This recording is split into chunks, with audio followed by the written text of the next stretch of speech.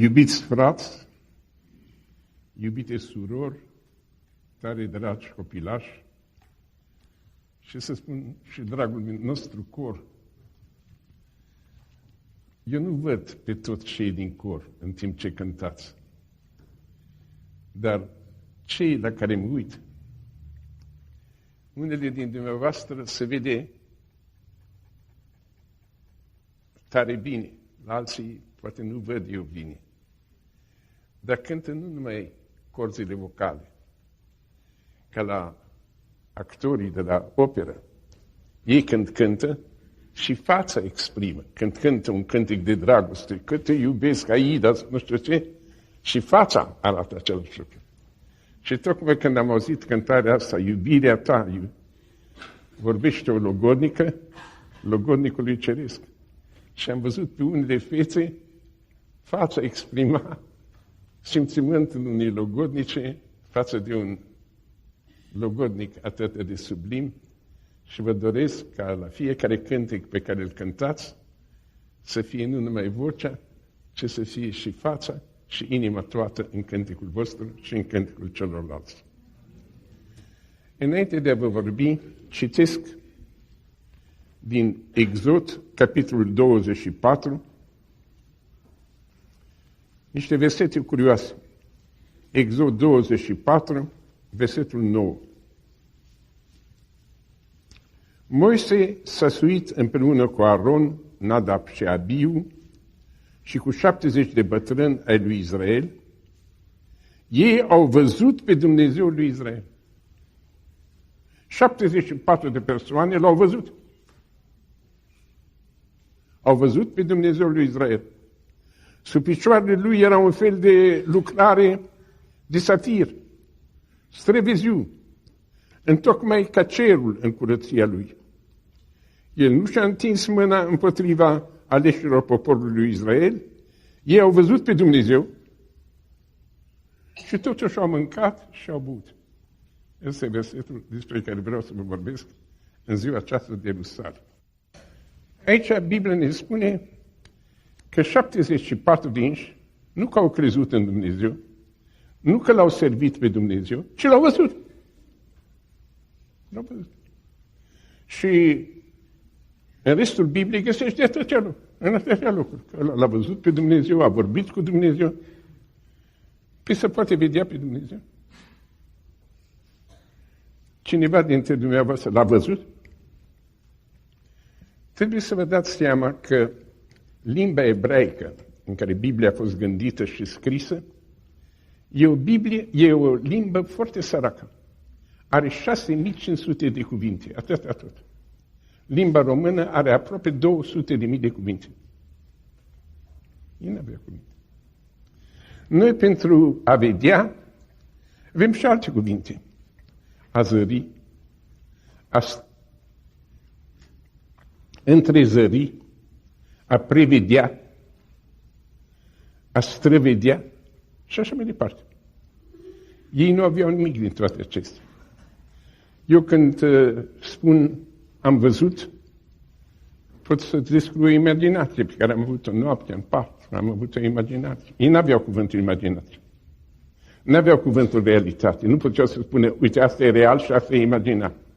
Aveau cuvântul a vedea.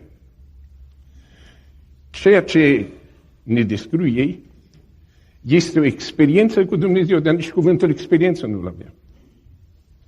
De aceea se spune așa, ciobănește. L-au văzut cumva, s-au întâlnit cu Dumnezeu ăștia.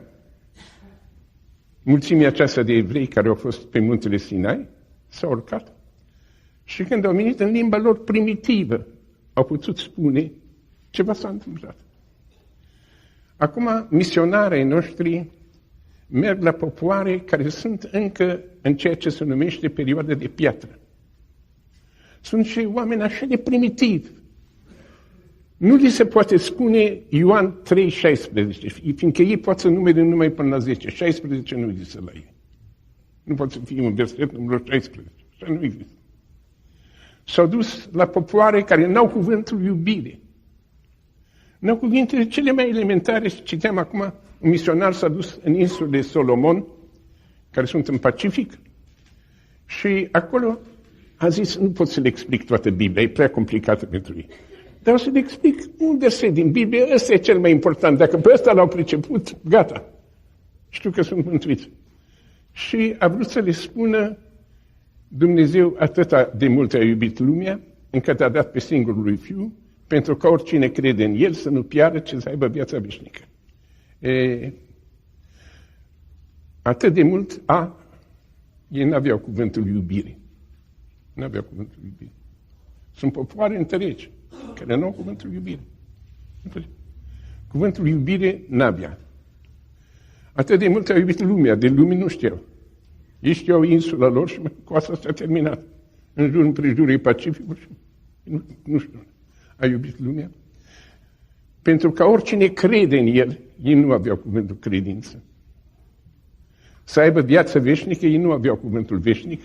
Stai acolo și predică-le Biblia într-o limbă care nu avea cuvintele acestea toate. Și trebuie să vă dați seama că Biblia este dată unui popor care a fost și fără de cultură, au fost sclav 400 de ani. Ce școală? Nu s-a dus nimeni la școală. Un popor înapoiat, intelectualicește, și Dumnezeu le-a vorbit, s-au întâlnit cu Dumnezeu, dar n-au putut să spună cum s-au întâlnit cu Dumnezeu. Singurul fel în care puteau spune, a vedea, știau cuvântul ăsta, a vedea.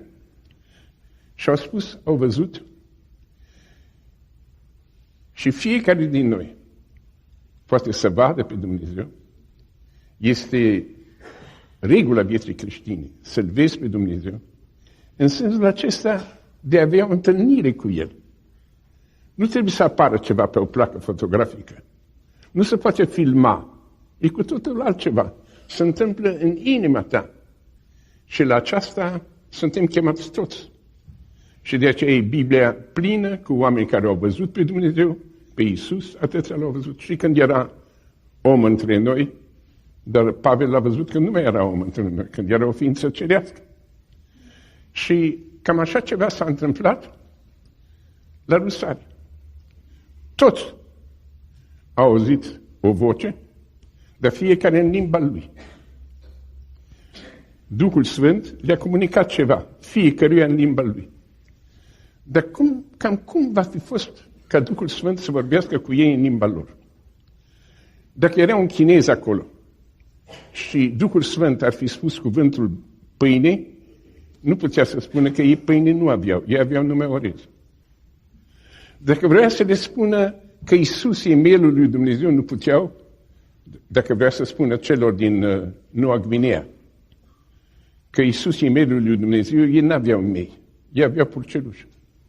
Mii nu aveau. Și dacă erau acolo eschimoși de la Polul Nord, ei nu puteau să le spună despre palmier, cum scrie în Biblie, fiindcă ei n-au palmier. Ei au ghețar. Și nimic nu crește la ei. Nu putea să le spună despre vin, că vin acolo nu crește, cu totul altă ceva. Când s-au dus primii misionari acolo și au adus oameni la credință, nu putea. Am auzit că noi vom avea China, aleluia. Dar nu pretutindeni. S-au dus primii misionari în China, acum un misionar unde pleacă, ia cu el, de pe vremea aia nu era. Și n-a luat cu el pâine și n-a luat cu el vin, de China. Cum au făcut și ei din orez ceva, nu știu ce. Au fiert niște orez și au băut, nu știu ce au băut, și au spus că este pâine și vin. Și acum trebuia, tot ce spunea Duhul Sfânt, trebuia tradus în atâtea limbi care erau fiecare altă ceva. Unii din voi știți, poate, nițel germană. Și știți cum se spune în germană la frig. Cum se spune în germană la frig? Se spune cald. Când românul spune cald, un neamț înțelege frig. Cuvântul pentru frig. Au fel de fel, fiecare limbă are o altă peculiaritate. Și trebuie să traducă, trebuie să ajusteze. Unul cu școală multă are o limbă, unul cu școală mai puțină are o altă limbă. Dar fiecare acolo a avut o experiență cu Dumnezeu. Ceva s-a întâmplat la Rusali. Nu mai erau aceiași oameni. A intrat parcă un foc în inima lor și vedeau lucrurile în altfel, au auzit un sunet, ceva material. Ceva s-a coborât, ca un foc.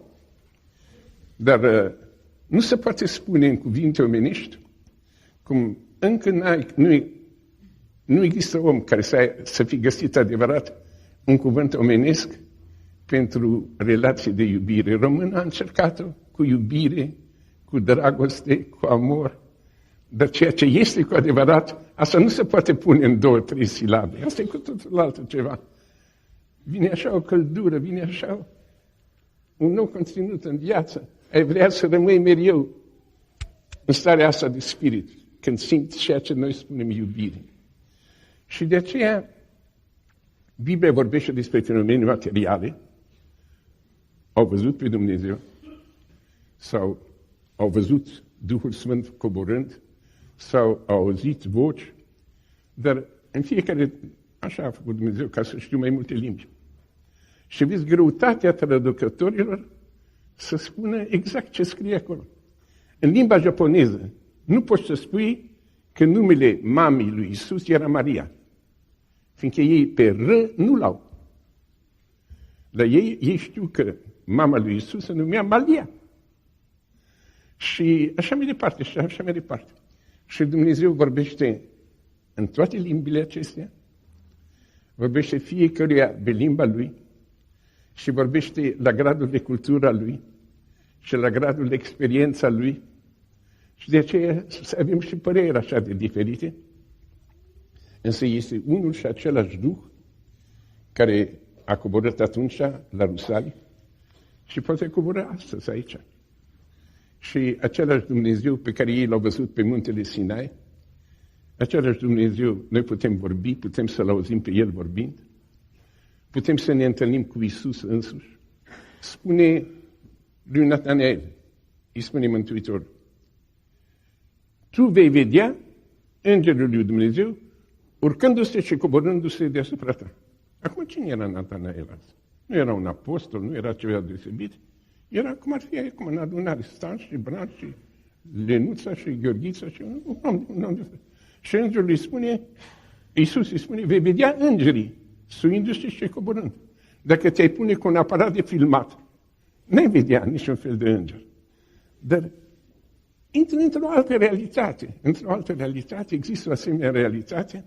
Zice, Îngerul lui Dumnezeu este în prejurul tău, spune într-un psalm. Nu o să vă spun care psalm, citiți psalmii și o să vedeți că scrie așa ceva. Dar eu îl văd pe om, eu nu văd îngerii în prejurul lui. Dar dacă privesc viața acestui om și cum o fi niște ființe nevăzute, l-au ajutat în clipe foarte grele și l-au înflăcărat la lucruri frumoase și l-au reținut de la lucruri urâte, a fost cineva care a intervenit. Și pe ăsta, Îngerul lui Dumnezeu care îi înconjoară. Deci să nu rămânem în zi de Rusalii, să nu rămânem la vorbe, fiindcă vorbele, în ebraică, cuvântul pentru Duh, este Ruach. Dar Ruach înseamnă și răcoare. Același lucru. Deci dacă rămânem la cuvinte, ai putea să spui răcoarea Sfântă, ai putea să spui Duhul Sfânt. Și românul are atâtea omonimi, nu un cuvânt care are multe înțelesuri. De Rusalii, când fiecare s-a vorbit în limba lui, să știm că și Dumnezeu nu ne vorbește fiecăruia în limba noastră și coboară la nivelul nostru și se bucură de fiecare și câteodată unul zice, eu așa am înțeles. Și tu vorbești altă limbă. Chiar dacă e tot limba românească și limba românească, aia din Maramureș nu e la fel ca cea din Oltenia. Dar Dumnezeu, așa cum spune aici că cei pe muntele Sinai l-au văzut, să știți că există experiența aceasta personală cu Dumnezeu. Te poți întâlni cu El. Și așa cum știu despre soția mea că mi-a spus ceva, copilul sau cineva mi-a spus ceva, așa sunt sigur că Dumnezeu mi-a vorbit. Un înger m-a ocrotit. Duhul Sfânt m-a luminat, chiar dacă nu e ceva văzut cu ochii aceștia firești. S-a întâmplat un fenomen supranatural la Rusalii și fiindcă astăzi aici tot Rusalii e. Deci se poate întâmpla un fenomen supranatural și aici. nu va fi ceva de filmat, dacă ar fi aici aparat de video, nu apare pe video, dar apare aici în inimă. Vii la câte o adunare și s-a schimbat ceva. N-a venit predicatorul să te îmbrățișeze. Nu el ți-a dat asta. Dar cumva, Tatăl, Fiul, Duhul Sfânt, Îngerii, am intrat într-o altă sferă, în altă lume, și ceva s-a întâmplat atunci, în prima zi de Ierusalim, o minune, și o astfel de minune așteptăm și noi.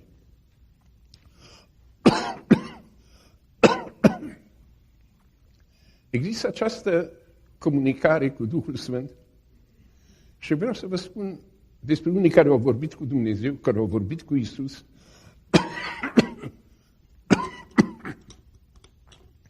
Și încă nu avem timp prea mult,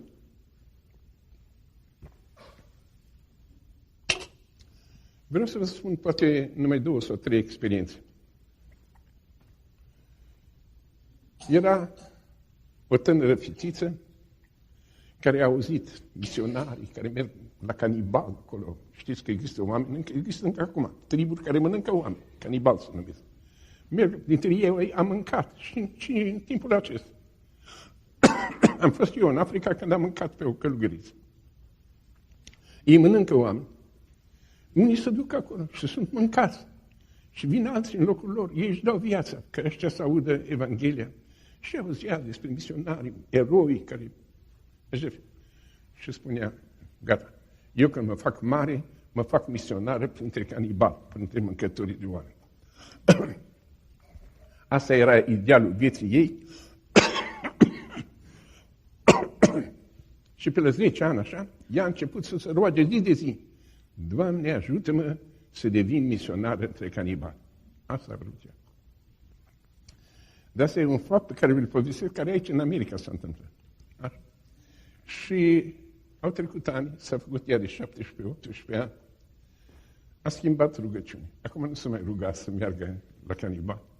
Acum rugăciunea ei era, Doamne, ajută-mă, când o fi vremea pentru aceasta, dă-mi un bărbat cu adevărat credincios, care să mă iubească, să fie drag și să fie așa o plăcere, dă-mi un asemenea bărbat. Uitați-vă de canibal.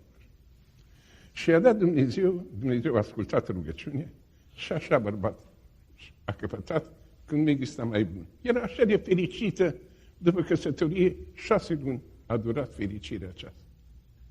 După 6 luni a izbucnit războiul, a intrat America în război, el tânăr a fost luat la armată și a stat în război 3 sau 4 ani și s-a luptat și în Franța, s-a luptat în Japonia, adevărat, a fost pe câmpul de bătălie și când a venit înapoi a fost rănit, rău, a intrat în spital, a stat încă un an în spital, era rănit. Și când după 3-4 ani a venit acasă, nu mai era bărbatul acela credincios, iubitor, model care a fost înainte. Pe front, să bea, să fubează, să înjură, toate cele, nu? Ca pe front. Și el uitați toate.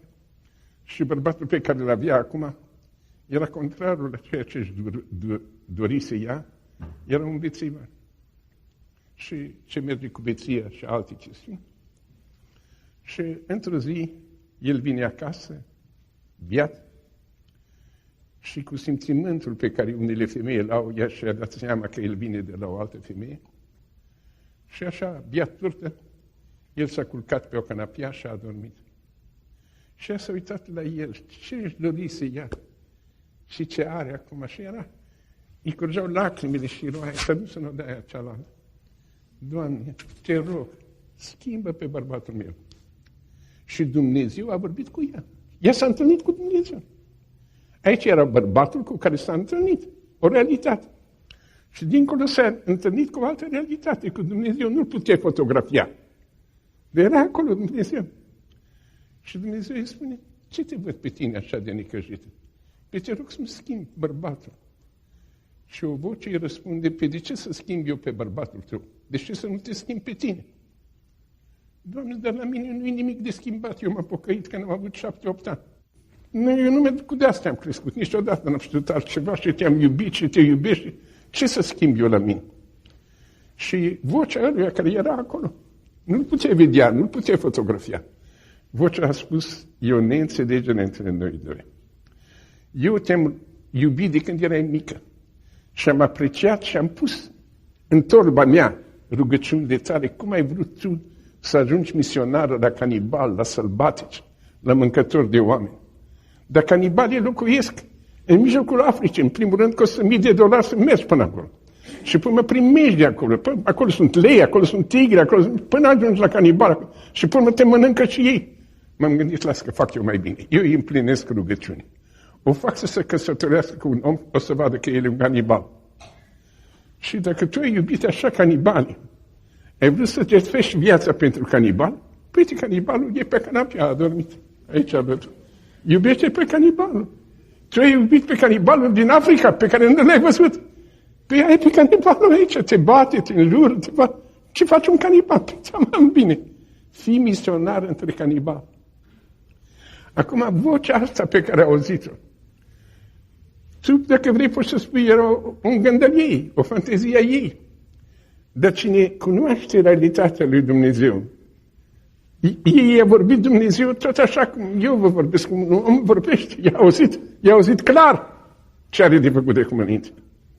Și s-a dus în odaia cealaltă, el tot dormea și s-a uitat la el, însă s-a uitat cu alți ochi. A văzut ploapele lui, erau așa de frumoase și fruntea lui înaltă și părul ăsta și buzele lui și atunci îmi puse bărbatul pe care l-am iubit. S-a întâmplat ceva în viața lui. Dar ăsta e tot bărbatul meu. Ăsta e canibalul pentru care m-am rugat. Dumnezeu mi-a făcut cinstea cea mare. Pot să dea pe un bărbat bun la cine vrea, dar eu m-am rugat să mă întâlnesc cu un mâncător de oameni. Uite, mi-a dat. Nici de mâncat nu m-am mâncat încă. Și asta nu pot să spun că e canibal. Eu vreau să-l iubesc și să mă dedic lui așa cum este. Și ea, a doua oară, s-a îndrăgostit de bărbatul acesta. A doua oară, același bărbat. Și cu multă răbdare, și cu multă bunătate, și cu multă îngăduință, încetul cu încetul l-a adus înapoi și a fost fericirea între un canibal și o creștină și a devenit și canibalul iarăși creștin cum fusese de la început. Dar nu există nicio altă explicație pentru lucrul acesta. De ce? El tânăr, la urmă lui, toată lumea divorțează, îmi caut pe un altul, nu?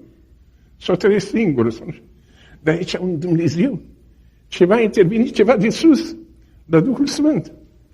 Au vorbit, unul auzea chineza, auzea orez, tu auzeai pâine, ăsta auzea mielușel și ăla auzea purceluș și tu spuneai palmier și el înțelegea ghețar, că n-avea, limbile sunt diferite. Și dacă limba aceea spunea cald, atunci neamțul înțelegea rece și românul înțelegea.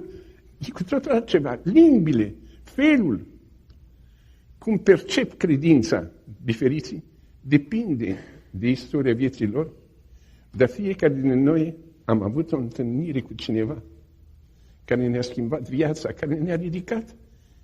E altceva. Și aparatele fotografice nu pot prinde. Și nici la magnetofon nu se înregistrează. Dar aici, în inimă, e o încălzire a inimii. E tot ce se spune în cuvinte nu poate exprima frumusețea aceasta a întâlnirii cu Dumnezeu. Acum se întâlnește cineva cu un ministru, ca să nu știu ce, să scrie în toate ziarele ce a spus ministrul. Ce a spus. Și aici spune de aceștia 64 sau 74 de evrei care au fost pe muntele Sinai. Ce au auzit ei? Au vorbit cu Dumnezeu. De ce le-a vorbit Dumnezeu? Asta nu se putea pune. Nu s-a scris o carte despre asta. Asta e o experiență a dragostei care nu se poate pune în cuvinte. Și rusalile, nu e bine de rusali să spui vorbe multe, dar să vă spun de rusali că este cineva care iubește pe fiecare dintre noi într-un chip pătimaș. Citiți Cântarea Cântărilor. Prea iubitul meu este al meu și eu sunt al lui. În ebraică, dodili veanilo. Cuvântul din fraza aceasta lo, înseamnă în limba ebraică, care e o limbă foarte săracă, înseamnă și a lui și nu mai sunt. Și poți să traduci versetul acesta, prea iubitul meu e al meu și eu nu mai sunt. Eu cu el am devenit una. Nu? Dar asta într-o limbă care poți să altfel să o tălmăcești. Pentru că nu trebuie să rămână în domeniul limbii. Asta trebuie să devină o realitate pe care nicio limbă nu mai poate reda. Asta este Ierusalim. De intra în sfera aceasta a unui foc arzător de iubire, de a fi ridicat la cerul. Atâția creștini își doresc răpirea. Și unii calculează că există la Daniel, că zice că o să fie așa, o să se întâmple aia la Apocalipsă, spunea el altă și unii spun cam așa, dacă socotim astea, cam când o să fie răpirea. Pe de ce să aștepți răpirea? Fii răpit astăzi. Spune Biblia despre unul care vroia răpirea de cer, să numea Ilie, era evreu ca și mine. Dar el n-a vrut răpirea, nu știu când. După ce se împlinește Apocalipsa, nu, el vroia răpirea. Și dacă a vrut răpirea, a fost răpit în ziua aia, Ilie. Și a venit un automobil, în engleză spune un car de foc. Car înseamnă în engleză și automobil. A fost un car de foc înaintea lui. Și carul ăla de foc în fața casei. L-a așteptat un car de foc și el a vrut să se uite în el și a plecat. A plecat spre cer. Tu n-ai putea să ai aceeași experiență, dar numai cu o condiție. Trebuie să fii gata să intri într-un car de foc. Ai intrat într-un car de foc. Să presupui că este de fier încălzit la roșu sau de oțel și tu să te așezi în el. Ai vrea să intri într-un asemenea car de foc? Cine e gata să intre într-un car de foc e răpit astăzi. Și este dus la tronul lui Dumnezeu, dar să nu vă închipuiți un tron de cupluș. Spune Daniel, spune, tronul lui e tot de foc. Cine e gata să meargă la un tron de foc, să se suie într-un car de foc, adică să-și ia crucea, să ia toate greutățile vieții și să zâmbească greutăților în față. Eu mă duc la iubitul meu. Și nu e la fel ca celălalt. Eu caut să mă transpun câteodată la o nuntă. Ziua anunții o fi o mare plăcere pentru mireasă, dar e și o zi de chin. Că trebuie să se spere, să se coafeze, iar nu-i bine coafată, iar rochița trebuie și așa, trebuie și așa. Și fiecare soacră, fiecare are câte ceva de spus că nu-i bine. Până când vede că a trecut ceremonia, cred că s-a săturat de ceremonia aceasta. Asta este partea exterioară a zilei de căsătorie. Dar acolo este întâlnirea între un iubit și o iubită. Și în religie există partea exterioară. Și este partea aceasta care nu se poate pune în cuvinte omenești, de aceea spune fiecare a înțeles pe limba lui. Deși limbile sunt foarte diferite și să dea Dumnezeu ca rusalele acestea să însemneze pentru voi o faptă. V-ați întâlnit cu Dumnezeu, e a treia persoană în Dumnezeire, Duhul Sfânt, care El vă conduce, vă va vorbi, cum nu știm, prin evenimente, prin întâmplările zilei, prin câte un cuvânt care vă va spune. Să vă spun, prea mult timp n-am, fiindcă știu că urmează cina. Și vreau să vă spun numai încă una. Au venit armata sovietică în țară, n-am invitat-o, dar au venit în fine.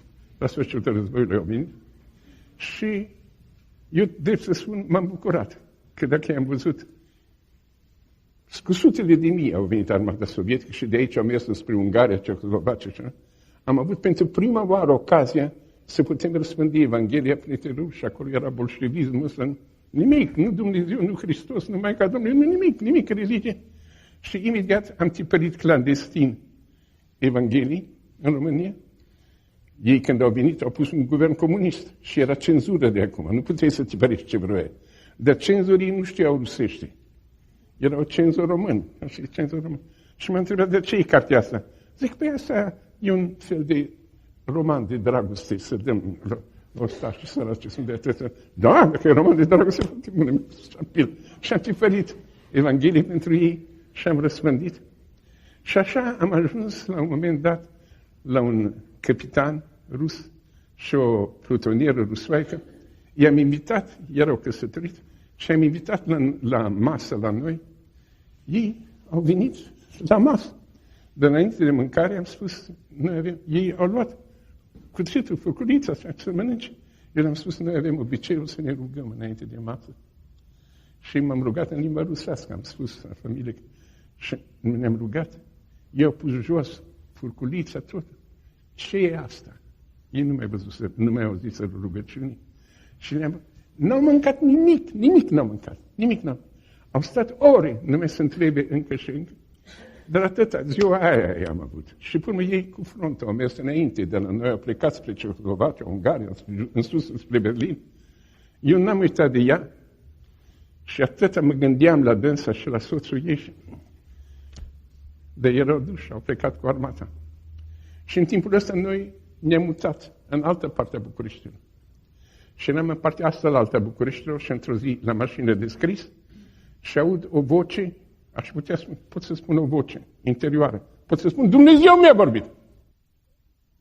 Și am atât de lucruri. Fă ce-ți spun, du-te acum acolo. Și m-am dus și când să mă apropii de casa în care stătusem, din partea elaltă venea ofițeria asta rusească. Ea a fost trimisă de la regimentul ei din Berlin înapoi spre Rusia, cu ceva lucruri militare, și a avut o întrerupere aici la București și se gândise dacă aș putea să văd iarăși familia aceasta, să mai aud din cuvântul lui Dumnezeu. În clipa când ea a intrat în strada aceea pe o parte, eu am intrat pe partea ailaltă. Cine a aranjat chestiunea aceea? Cine a aranjat că ea, tocmai cu trenul ăla, în minutul ăla să vină, și eu să las toate lucrurile care le aveam de făcut și să mă duc ca un nebun, de n-aveam nicio treabă, și acolo să o întâlnesc. Și ea a devenit după aceea principala curieră.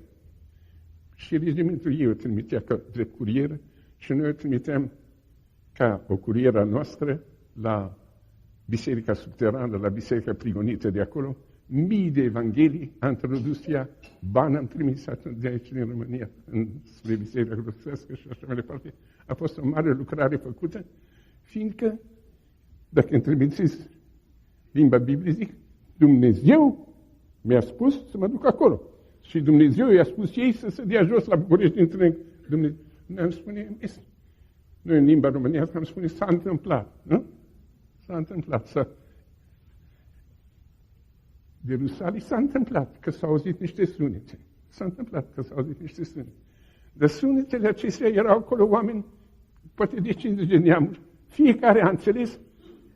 Sunetele erau pentru fiecare altă ceva. Dar sensul era același, că trebuie o viață de foc în slujba lui Dumnezeu. Și să dea Dumnezeu ca rusaliile acestea să nu treacă așa cum au trecut multe rusali. Sunt multe sărbători de Crăciun pe care le sărbătorim și nu se naște Iisus în inima noastră. Cum se schimbă o casă în care se naște un copilaș? Toată casa se învârtește în prejurul copilașului, nu totul e copilașul.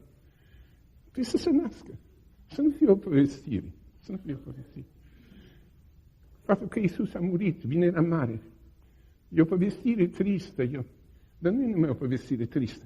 Ceva schimbă viața. Știu despre un credincios, un credincios care săracul cineva l-a vorbit de rău, într-un chip urât, așa, l-a vorbit de rău și a venit și a spus, uite ce spune despre tine, ce ai de răspuns?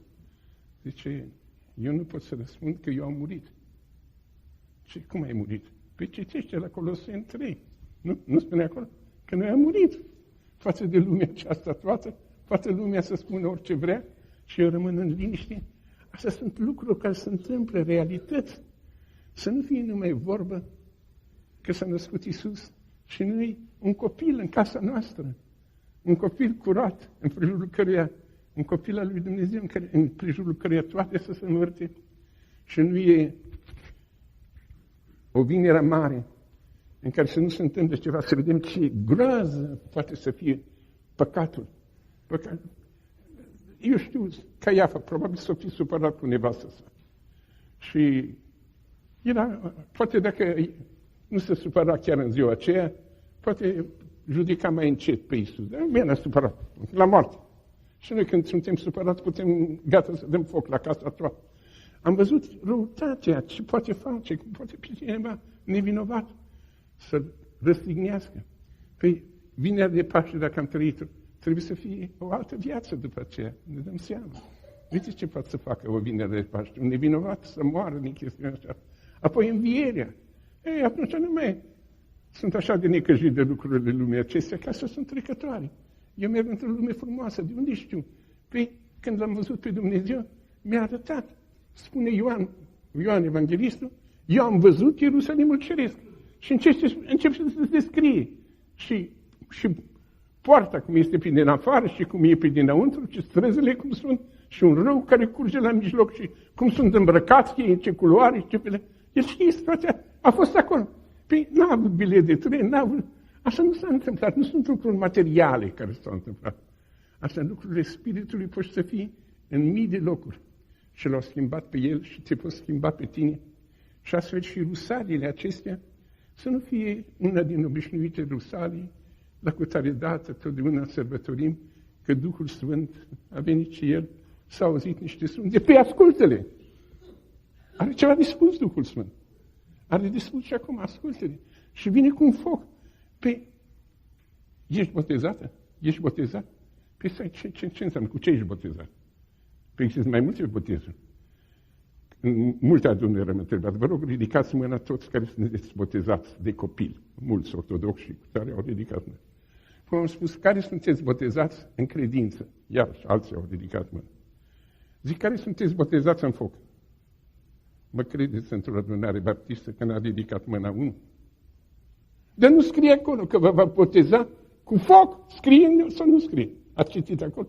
Păi de ce nu aveți botezul ăsta cu foc? Puteți să căpătați asta. Să fie asta realitatea.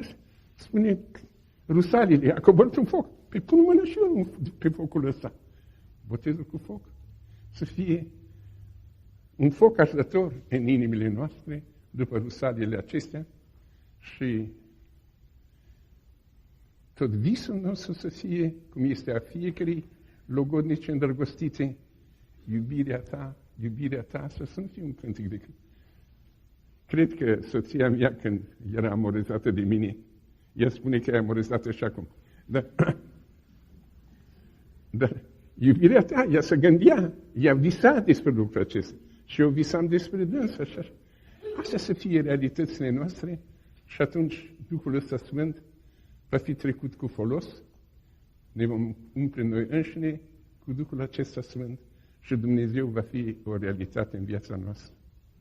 Credeți-mă că mi-a fost foarte greu să vin astăzi, sunt foarte bolnav, dar am vrut aceste câteva, și nu sunt nici în stare să vă vorbesc mai mult ca de obicei, dar asta am crezut să vă spun. Nu știu cât timp o să vă mai vorbesc. Faceți realitate. Cânt în cor. Cânți în cor. Cu cine cânți în cor? Cu cine cânți în cor?